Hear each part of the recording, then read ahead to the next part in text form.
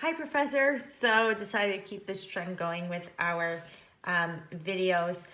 So one thing I was talking to my mentor about was she was trying to find out the how, more so of how are we going to keep the workforce engaged. So much so applying to the workforce that's working at home, so that remote workforce.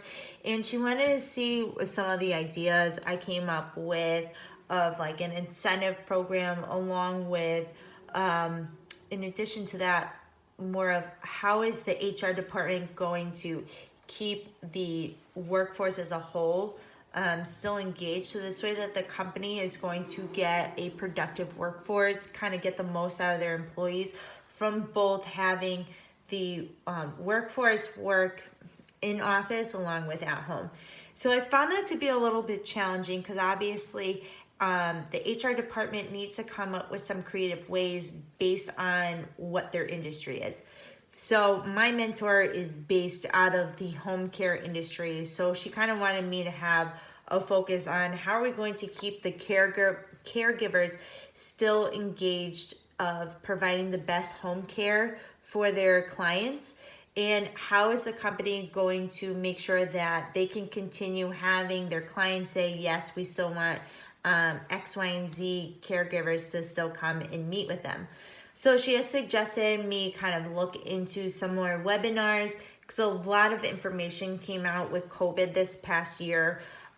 So one of the things I was able to find out is based off of also our assignment that's due on Saturday is there were a couple webinars that some companies gave on how they were able to keep their employees engaged through incentive programs, along with engagement, different engagement policies that were created with the HR department.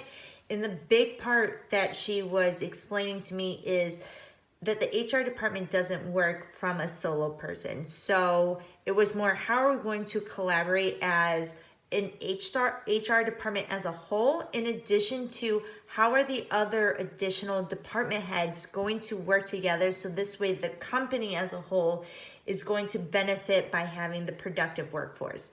So that was kind of where the direction I was taking this past week, especially with the research I was doing for our project. Was I was kind of sitting in on a couple more webinars on some of the information they were giving on the workforce as a whole, some things that the companies can do.